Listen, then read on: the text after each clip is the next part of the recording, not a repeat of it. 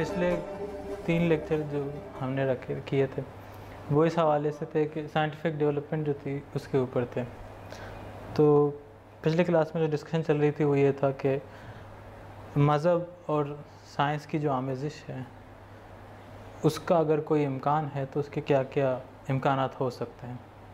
तो इकबाल जो ये किताब है द रिकन्स्ट्रक्शन ऑफ इस्लामिक या रिलीजियस थॉट्स इन इस्लाम, ये उस हवाले से एक अल्लामा इकबाल की एक काविश है। तो हम इस किताब को पर्टिकुलरली इस किताब के ऊपर बात करें जिसमें 10 सेशन होंगे। एक इंट्रोडक्शन है जो कि आज का है, बाकी 7 चैप्टर हैं इसके, 2 कंक्लूजन के सेशन होंगे।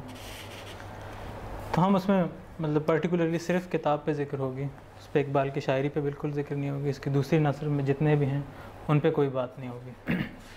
देखना सिर्फ ये है कि रिकन्स्ट्रक्शन का जो पूरा बुनियादी मुद्दा है वो है क्या। तो 1928 में अल्लामा इकबाल को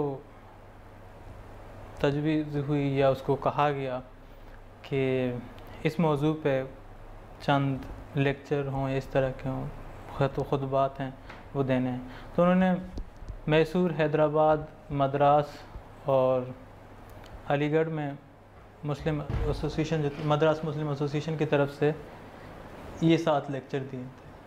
अस्सलाम वालेकुम।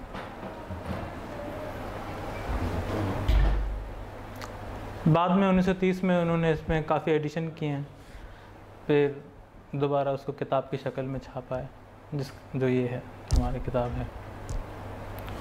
किसी ज़माने में उसका नाम वो ख़ुद ये रखना चाहता था कि इस्लाम एज़ आई अंडरस्टैंड, जो एक्चुअली इस किताब का बुनियादी मसला है कि एक बार इस्लाम को किस तरह देखना चाहता है, ये नहीं है कि इस्लाम किस तरह से है। खैर वो एक अलग राय है जो कि हम अगर किताब पूरा पढ़ लें तो हम उस पर ज़्यादा बेहतर तरीके से बात कर सकते हैं। तो इसके 7 चैप्टर हैं जिनको अब चूँकि ये पूरा क्लास के पैटर्न से होगा तो मैं एक एक करके सारे चैप्टर के नाम आपको याद दिलाना चाहता हूँ। इसमें पहला चैप्टर जो है वो नॉलेज एंड रिलीजियस एक्सपीरियंस है। दूसरा the philosophical test of revelation of religion है। तीसरा जो है concept of God and the meaning of prayer है। फिर human ego, his freedom and immortality है। Spirit of Islam Muslim culture है। फिर principle of movement and struggle of Islam, और 7वां इज़ रिलीजन पॉसिबल। ये 7 खुतबे हैं, 7 चैप्टर भी हैं और 7 मुख्तलिफ़ मसले हैं जिनमें पहला मसला इल्म और रिलीजियस एक्सपीरियंस के दरमियान जो एक ताल्लुक़ है उसका क्या है। दूसरा जो है फ़िलोसफिकल टेस्ट है कि रिलीजियस एक्सपीरियंस फ़िलोसफिकली जस्टिफाई हो सकता है या नहीं हो सकता।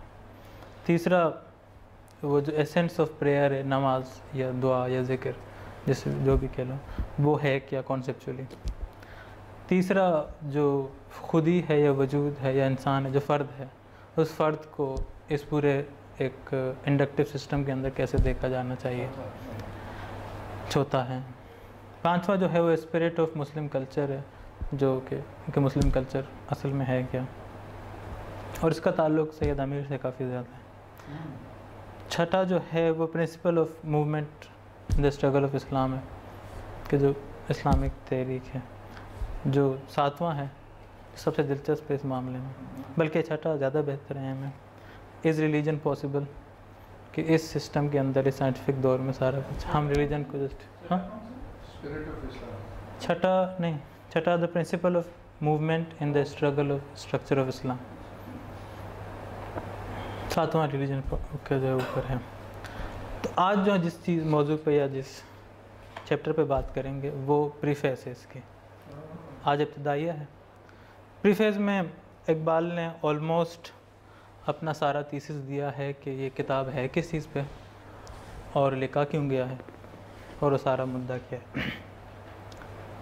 कुछ लोगों की ये भी राय है कि मतलब स्पेंगलर ने 1926 में किताब लिखी थी डिक्लाइन ऑफ द वेस्ट के नाम से, तो उसमें इस्लाम के ऊपर कुछ तल्ख बातें हुई थी, तो इकबाल को वो काफ़ी बुरी लगी थी। तो इकबाल का जो तसव्वुर है कल्चर के ऊपर वो एक इनडायरेक्ट कह लो, क्योंकि वो डायरेक्टली ख़ुद नहीं कहता इस किताब के अंदर, वो उसकी जवाब है उसका पूरा कि कल्चर ऑफ इस्लाम जो है उस तरह का नहीं है जो स्पेंगलर बता रहे हैं। दूसरा जो इसकी एक तरफ एक है वो ये भी है कि इकबाल ने जब पयाए मशरिक़ उसकी जब ट्रांसलेट हुई है, नहीं खुदी जो इसरार खुदी जो थी, तो निकलसन ने उसके ऊपर एक इंट्रोडक्शन लिखा था। निकलसन ने जस्टिफाई किया था कि इकबाल जो हैं वो रेने गैनोन के बराबर या उसके अप्रोच की तरफ से पयाए मशरिक़ को डील कर रहे हैं। तो रेने गैनोन को इकबाल एक बड़ा तफसीली ख़त लिखता है और वो उसके समझ लें जो 4 जिल्दों में उसके खतूत छपे हैं, उनमें सबसे बड़ा जो है वो ख़त है जिसमें वो तफसीलन कहता है कि मेरी राय और नीत्शे का जो क्या कहते हैं ओबरमेंश की जो राय है, जो 2 कॉन्सेप्ट हैं, हाँ मोमेन और ओबरमेंश 2 फ़र्क तस्वुर हैं और मेरा तस्वुर फ़र्क है और नीत्शे का फ़र्क है। वो एक्सप्लेन करता है कि क्यों और किस लिहाज से फ़र्क है। दूसरी वो ये है कि वो क्लियरली उस ख़त में ये होता है कि आप बाकायदा वो तज़हीक समझता है अपनी कि आप मुझे रेना गैनोन के बराबर करीब ला रहे हैं, मैं उसके तस्वुर के बिल्कुल जी जी नहीं आपकी बात से लगा निकलसन को ख़त लिखता है क्योंकि निकलसन के साथ उसके काफ़ी रवाबित हैं और निकलसन उस क्या कहते हैं इनॉग्रेशन में किताब के पूरी स्पीच पढ़ता है, तो इकबाल उस वक्त मौजूद नहीं होता, तो इकबाल उस खिताब के जवाब में वो ख़त उनको भेजता है।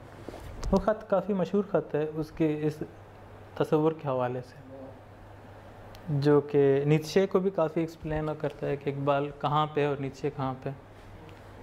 दूसरा बरगसा इन द लाइट ऑफ, उसमें बेदल इन द लाइट ऑफ बरगसा में भी इकबाल ने तफसीलन बरगसा अपनी राय और बेदल को मिक्स करने का एक जो तीसरी नज़रिया है वो भी बड़ा तफसीलन 100 सफ़े की एक मजमून है उसका।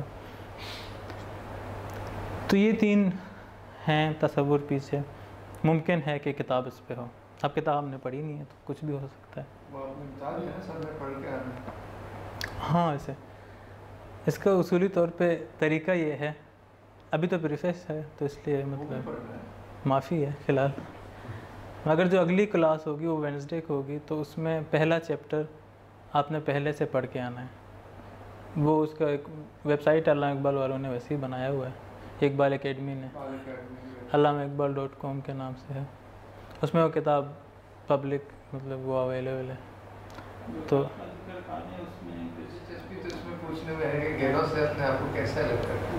गैनोन से उनका पहला तो बड़ा क्लियर है, वो ये कहता है कि गैनोन जो है वो जिस ट्रेडिशनलिज्म की बात करते हैं वो असल में साइंस के ख़िलाफ़ हैं, और मैं बाकायदा तबलीग कर रहा हूँ कि साइंस जो है एक तरीका है मज़हब को आगे बढ़ाने का। तो गैनो उस बुनियादी तस्वुर के जो इकबाल का है उसके ख़िलाफ़ है। तो उन दोनों में जो फ़र्क है वो इस बात पे बड़ा वाज़ेह हो जाता है कि ये दोनों अलग रहे हैं, और इकबाल को ये भी अंदाज़ा है कि इकबाल को अंदाज़ा है कि रेना गैनोन का आइडिया पूरा है कि अच्छी तरह पता जी जी जी वो दोनों राय को समझते हैं कि मतलब उनका टेक बड़ा स्ट्रॉन्ग है और बहुत क्लियर टेक है इकबाल का, एम्बिगुअस नहीं होता, बहुत कम जगहों पे वो एम्बिगुअस है। एम्बिगुअस जब आप इकबाल को एक समझें तब एम्बिगुइटी बहुत ज़्यादा होंगी, अगर आप पर्टिकुलरली इकबाल को देखें तो बहुत क्लियर है। जैसे इस किताब के अंदर जितना इकबाल है वो बड़ा क्लियर इकबाल है, किसी सियासी बयान में इकबाल बदल भी सकता है मगर यहाँ तक वो बड़ा क्लियर लिखता है और क्लियर बात करता है। थोड़ा शायरी अंदर करता है तो यहाँ वहाँ बात ऊपर से नीचे हो जाती है। तो इसका इंट्रोडक्शन शुरू होता है, प्रीफेस जो है। अच्छा एक और बात मैं कहना भूल गया, इसमें जो तीसरी राय है वो जो अहम है सबसे, वो ये है कि इकबाल असल में अपनी राय इस्लाम के ऊपर देना चाह रहा होता है इस किताब के अंदर। इसमें काविश इतनी ज़्यादा वो नहीं है कि इस्लाम किस तरह से है, बल्कि ये है कि मैं क्या समझता हूँ कि इस्लाम क्या है। तो उसमें वो हिंदुस्तानी उस दौर के जो नेचरी रंग हैं वो बड़ा स्ट्रॉन्ग होते हैं और उस दौर के इंग्लिशिया रंग भी बड़े स्ट्रॉन्ग होते हैं। जो इंग्लिश पीरियड के रंग हैं, जैसे सर सैयद, सैयद अमीर, शिबली वगैरह के रंग जो होते हैं। मगर इकबाल शिबली से तो ज़्यादा वो हैं, क्या कहते हैं, खुले दिमाग वाले हैं शिबली नोमानी साहब से। तो वो काफ़ी चीज़ों को मानते हैं मगर अपने तरीके से मानते हैं। जैसे वो तसव्वुफ़ को एक फ़र्क तरीके से मानते हैं मगर मानते हैं। अच्छा, शिबली नोमानी साहब से क्या इख्तिलाफ करते हैं? इख्तिलाफ नहीं है। शिबली नोमानी थोड़े सख्त मिजाज शख्स हैं। अच्छा अच्छा। ये क्या है? हाँ, वो अपनी राय में बड़े कट्टरपन के साथ पेश होते हैं। कट्टर, हाँ। हाँ, और इकबाल को आप किसी भी कोने पे लाके अपनी तरफ कर सकते हो कि भी हाँ, इस हद तक इकबाल को माना जा सकता है। अगर ब्रेथ ज़्यादा है, हाँ जी, वुसअत ज़्यादा है। जी जी। और काफ़ी चीज़ें इकबाल ने जो उठाई हैं वो बहुत फ्लेक्सिबल चीज़ें उठाई हैं इस्लाम में से, जिनको छेड़ के आप उसको हिला नहीं सकते। मतलब आप इस्लाम के पूरे उस प्लेटफॉर्म को इसी तरह इस्तेमाल करोगे जिस तरह दोनों तरफ के या हर तरफ के लोग इस्तेमाल कर रहे हैं, मगर अपनी भी राय दे सकते हो। जैसे आप रिलीजियस एक्सपीरियंस को इस्तेमाल कर सकते हो। किसी उस तरह से कोई फिक़ही मसाइल में नहीं पढ़ रहे, हाँ, कंसेप्चुअल हालांकि इकबाल का ख्याल था कि हम रिकन्स्ट्रक्शन ऑफ इस्लामिक फ़िक़्ह भी लिखना, अल्टीमेटली वो प्रोजेक्ट जो कि उन्होंने किया नहीं आखिर में। तो ये एक कुरान के कोट से शुरू होता है, कुरान से इसने उठाया है कि Quran is a book which explains deeds rather than idea.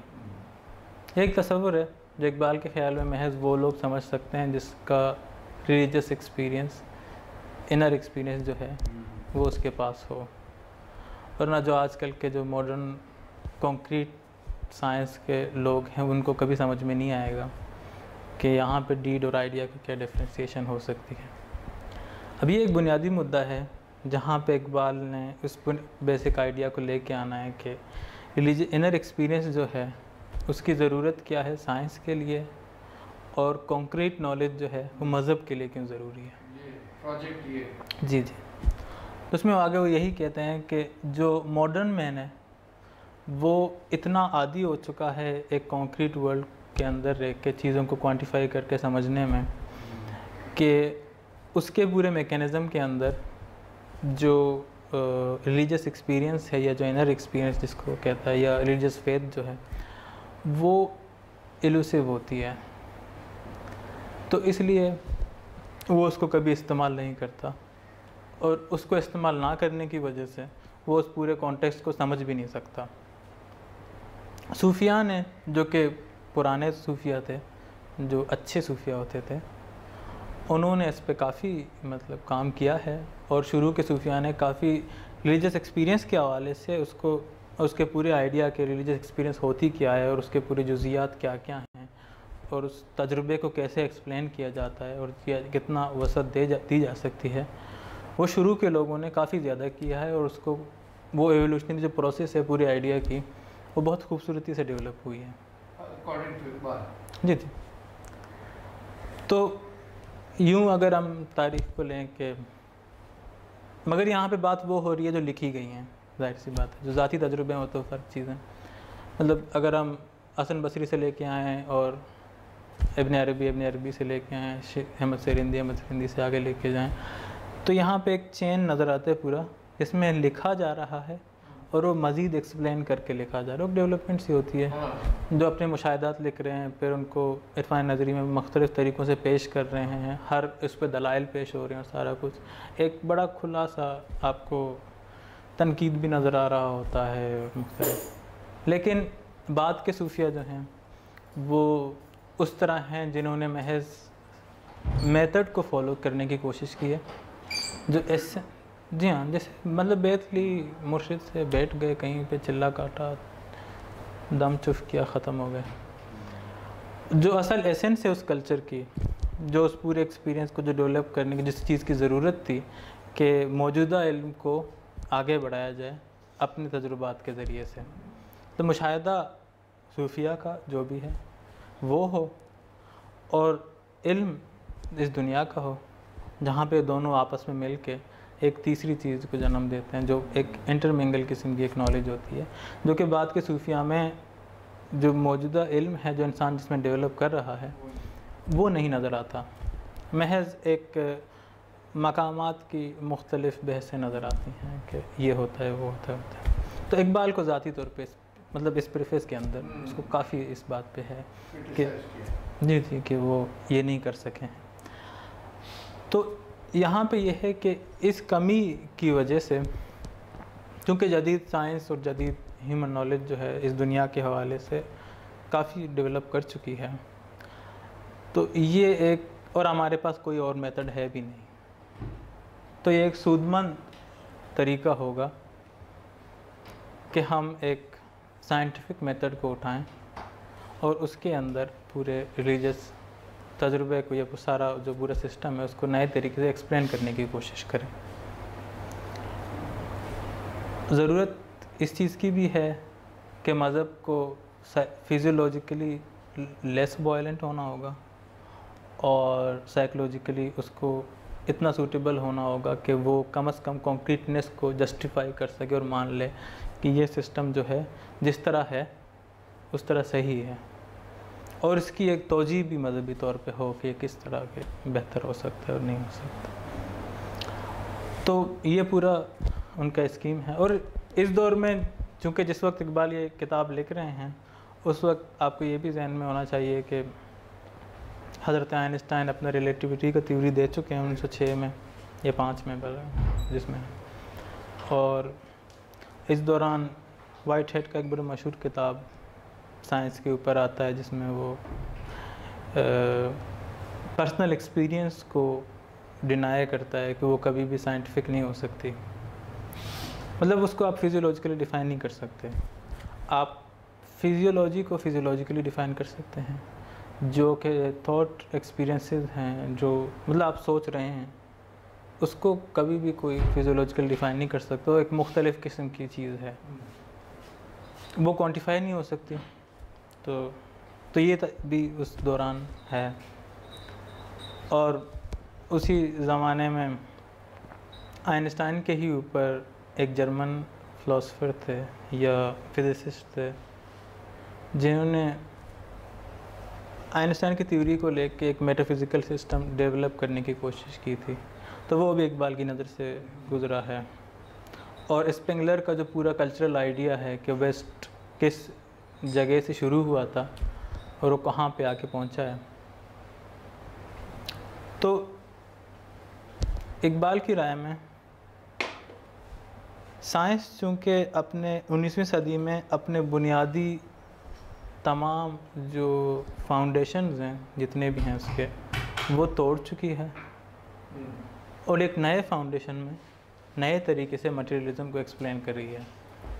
और उस मटेरियलिज़म में एक आध कोना कुदरा ऐसा है जहाँ पे हम अपने आप को बिठा सकते हैं। तो हम इस हालात को ये इकबाल की नज़र में जी क्लासिकल फिज़िक्स चूँकि जब शिफ्ट होता है, हाँ सिर्फ न्यूटन फिज़िक्स की वो नहीं है, मतलब नॉन यूक्लिडियन जो है ज्योमेट्री जब शुरू होता है तब, या सेट थ्योरी जब बनता है तब ये सारे नई एक पूरी चैप्टर खुल जाता है ना कि हम चीज़ों को इस तरह से भी देख सकते हैं। मतलब आइंस्टाइन की जो बुनियादी पूरी एक समझ लें जो पूरा शिफ्ट है वो तो नॉन यूक्लिडियन सिस्टम की बुनियाद पे बड़ा शिफ्ट नज़र आता है हमें, जिसको वो इस्तेमाल करके एक्सप्लेन करते हैं। तो वो जो क्लासिकल फ़िज़िक्स है जिसको न्यूटन फिज़िक्स कह लो, उसमें एक बहुत बड़ी तब्दीली आके उसमें एक दरार है, उसमें उसकी फाउंडेशंस के अंदर ये आइंस्टाइन जो है दरार डालता है। हाँ मगर अगर साइंटिफिक पॉइंट ऑफ व्यू से देखें तो वो एक्चुअली ना उसकी मटेरियल बुनियादें फ़र्क होती हैं ना कुछ और होता है, वो सिर्फ एक डेवलपमेंट है नॉलेज के ऊपर। बात यह है कि पिछला गलत था तजुर्बा कुछ, मगर न्यूटन कहीं जगहों पे सही है अभी भी, ये नहीं है कि न्यूटन गलत है। आइंस्टाइन एक एडिशन है, कोई और था वो और एडिशन होगा। मगर इकबाल इस मामले में इस तरह नहीं राय रखता।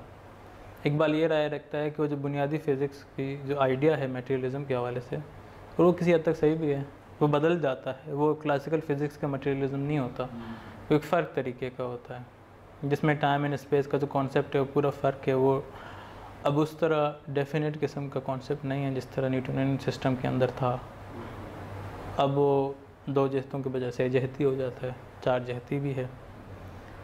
तो वो जो डिस्टिंक्शन है पूरी, वो पूरे आइडिया ऑफ मैटर को बदल देता है सारा। तो उस जगह पे हम इस्लाम को साइंस के अंदर बिठा के जस्टिफाई करके पेश कर सकते हैं।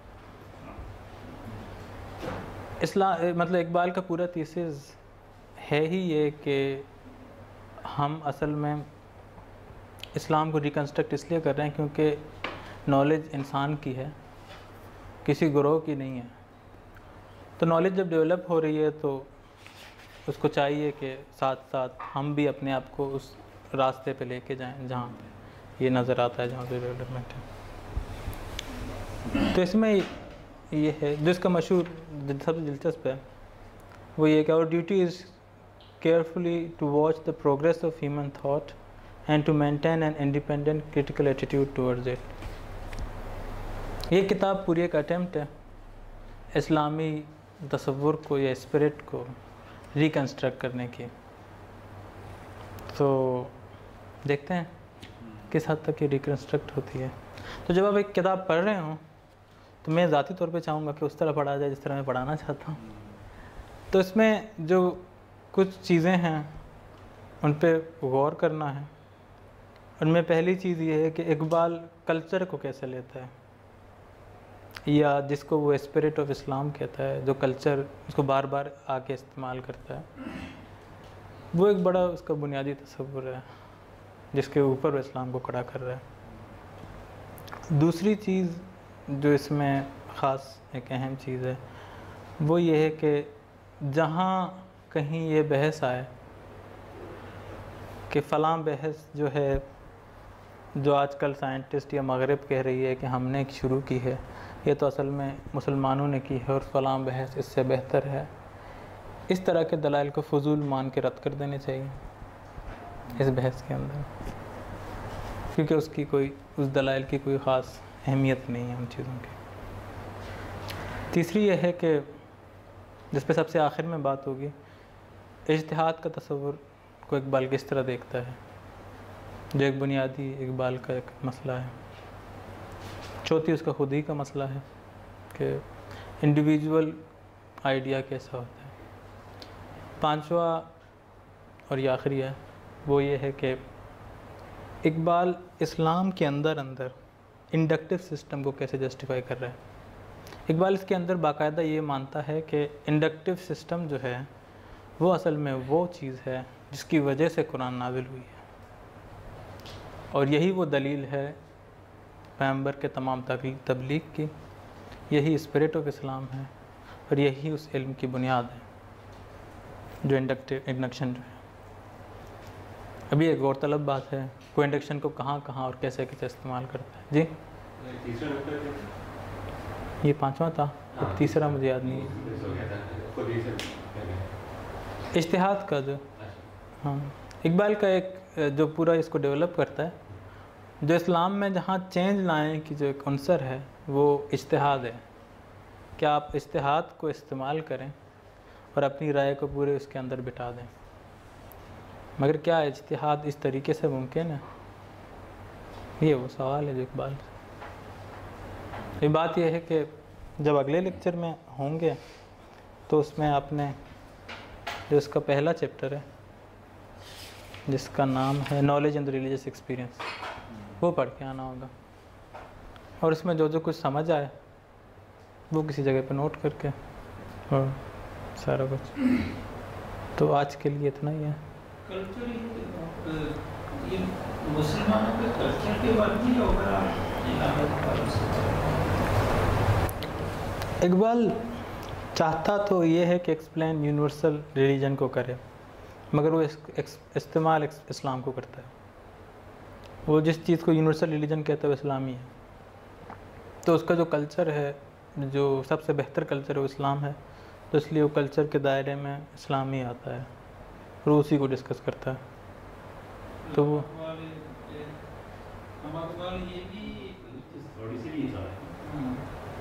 कि रिकन्स्ट्रक्शन, हमारा भी मुद्दा ये है कि रिकन्स्ट्रक्शन का इकबाल क्या है, ये किताब क्या समझती है और किताब में क्या कुछ है। इसके अलावा इकबाल जो समझता है, जो जानता है, उससे हमें कोई सरोकार नहीं है। जैसे मैं कह रहा था, इकबाल काफ़ी चीज़ें हैं जो इकबाल मानता है और काफ़ी चीज़ें हैं जहाँ पे उसके बहुत से तसव्वुरात वक्तन से वक्तन बदलते हैं, और उसकी बहुत सी राय जो होती हैं वो इतनी मुस्तनिद नहीं होती जिनके ऊपर खड़े रह के कुछ बात किया जा सकता हो। मगर जो एक ठोस चीज़ है वो टेक्स्ट है जो कि हमें ये पता है कि यही एक टेक्स्ट है जिसने लिखी है, तो इतना भी है कि इसमें कोई तरमीम हुई नहीं है। तो इस टेक्स्ट को बुनियाद रख के कि इस टेक्स्ट में है क्या। ये 1928 की लिखी जी 28 की जी। इस पे किसी ने इख्तिलाफ नहीं किया कोई? इस पे इख्तिलाफ़ का जो सबसे बड़ा और एक मुफस्सिल किताब है वो अली अब्बास जलालपुरी ने लिखी है। 3-4 लोगों ने इख्तिलाफ़ किया है इस पे, मगर उन 3-4 में से 3 या 4 लेफ्टिस्ट हैं, तो उनकी राय एक लेफ़्ट की तरफ से आने वाली एक राय होती है। तो इकबाल के ऊपर जो मुफस्सिल जो तनकीद है वो अली अब्बास जलालपुरी की है, मतलब ख़िलाफ़ जो तनकीद है वो है इकबाल का इल्मुल कलाम के नाम से एक किताब है। वो लेफ्टिस्ट नहीं है जलालपुरी जी जी। जलालपुरी माई बाप हैं लेफ्टिस्ट पाकिस्तान वो भी के। leftist है। हाँ, जलालपुरी वो हैं जिसको समझ लें कि 70 से लेकर 90 की दहाई में लेफ़्ट सर्कलों में जिस किताब को बुनियाद बना के पढ़ाया जाता था, ओके। तो वो ईमानियात की बुनियाद है पाकिस्तान के लेफ़्ट की। आपका नाम क्या है? इकबाल का इल्मुल कलाम। आप आखिरी लफ्ज़ कहा है। जी इकबाल का इल्मुल कलाम। अच्छा, मैंने पढ़ा नहीं किया।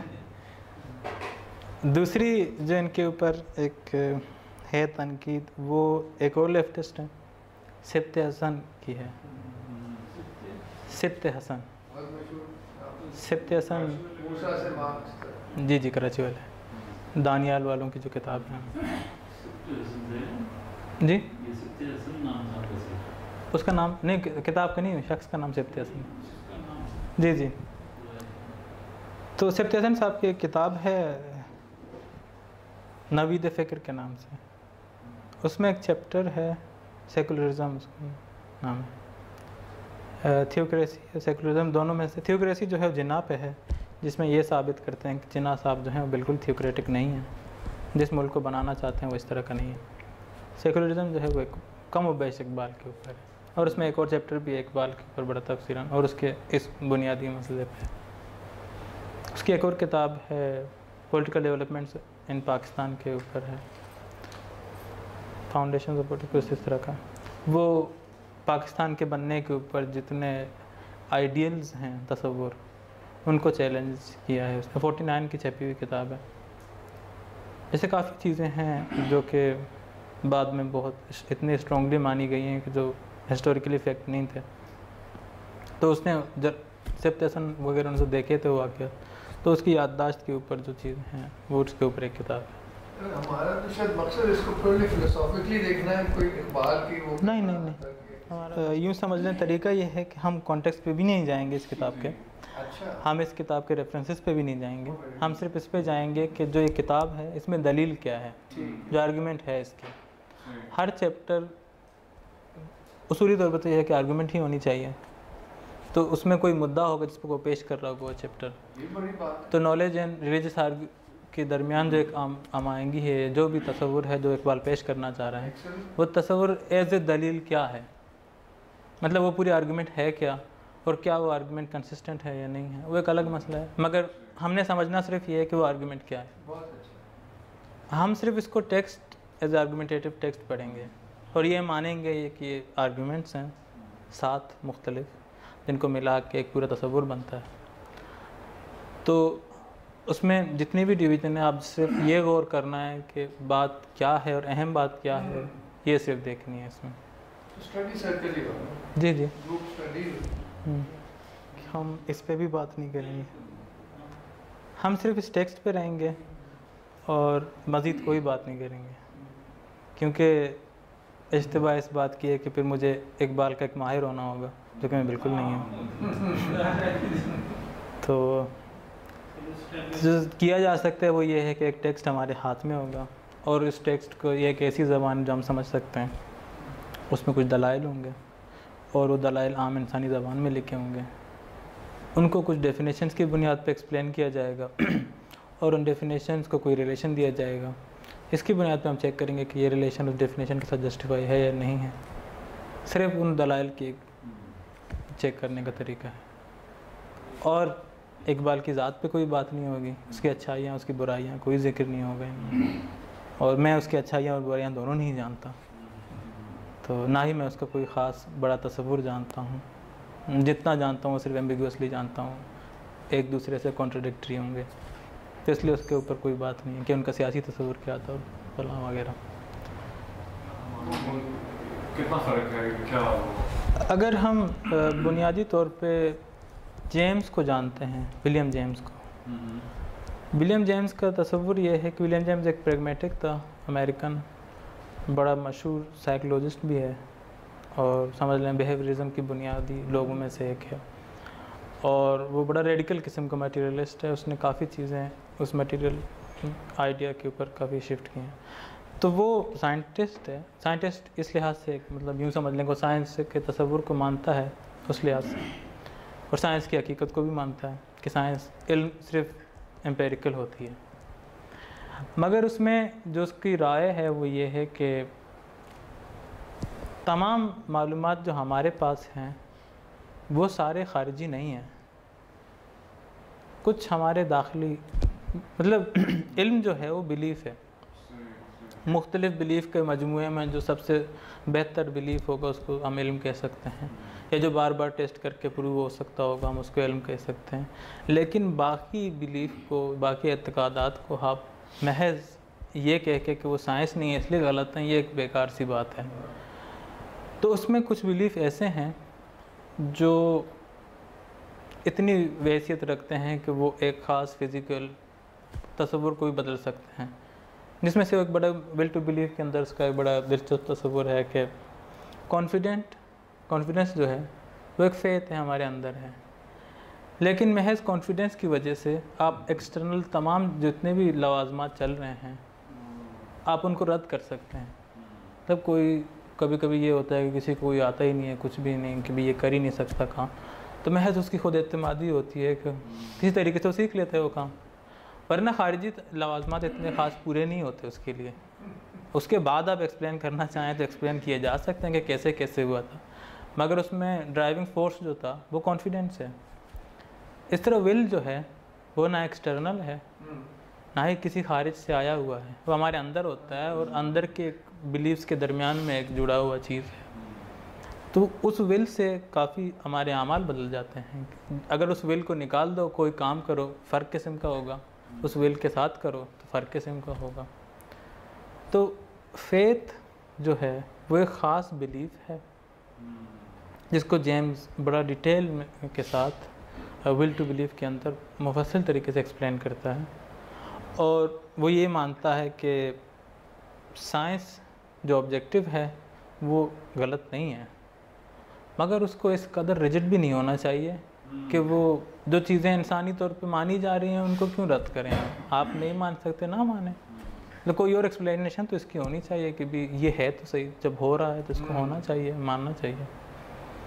तो इस मद में उसकी एक किताब है वैराइटीज़ ऑफ रिलीजियस एक्सपीरियंसेस के नाम से, उसमें मुख्तलिफ रिलीजियस एक्सपीरियंसेस हैं।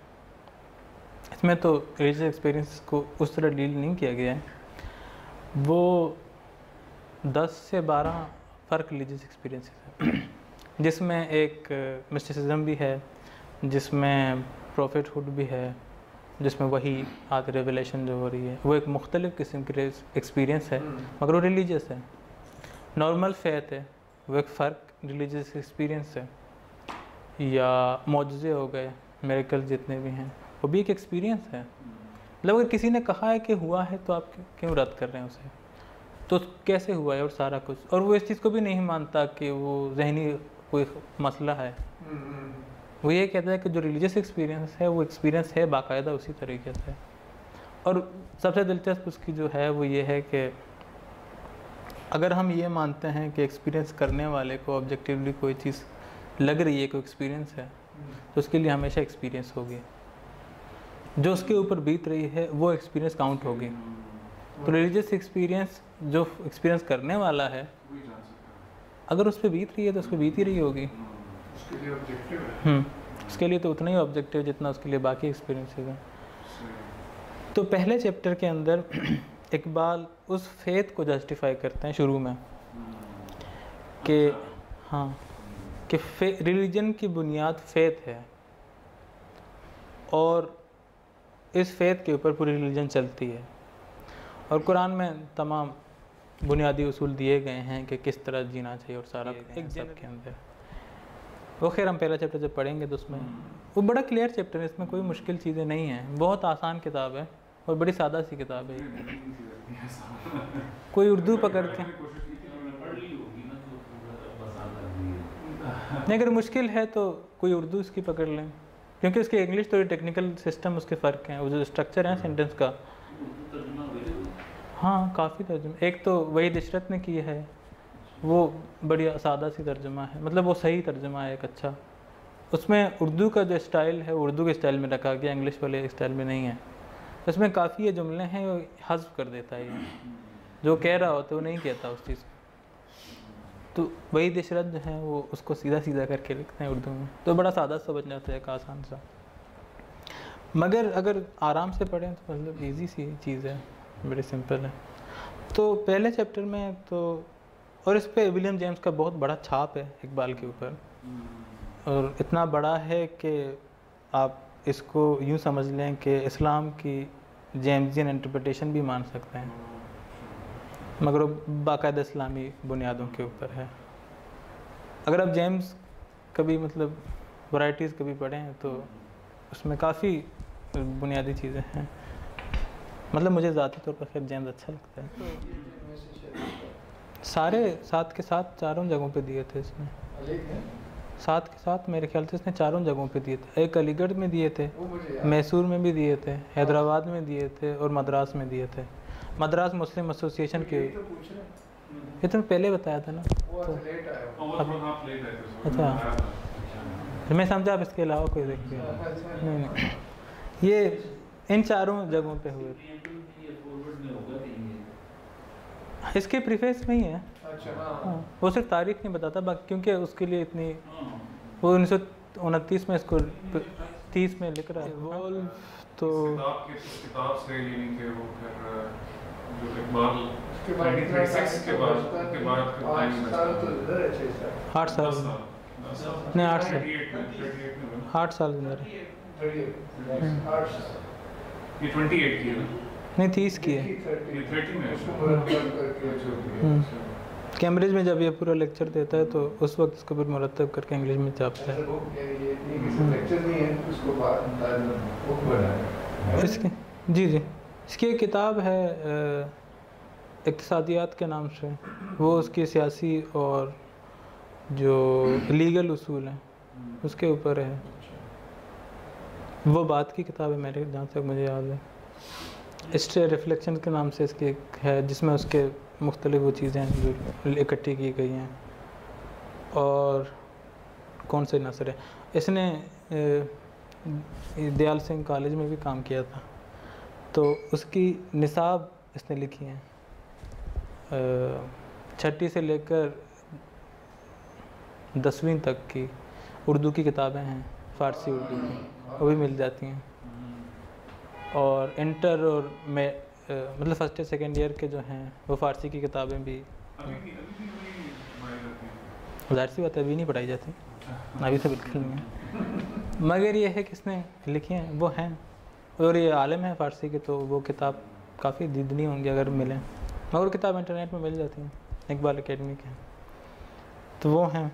इसके अलावा इसकी एक किताब है जो कि फ़लसफ़े के हवाले से, या यूँ समझ लें कि शायरी प्लस फ़लसफ़े के हवाले से एक अहम है, और इकबाल की उस पर राय बेदिल इन द लाइट ऑफ बरगसां के नाम से है। बेदिल इन द लाइट ऑफ बरगसां। अच्छा। हाँ, बरगसां के इल्म विताल वाले तसव्वुर से भी बड़े।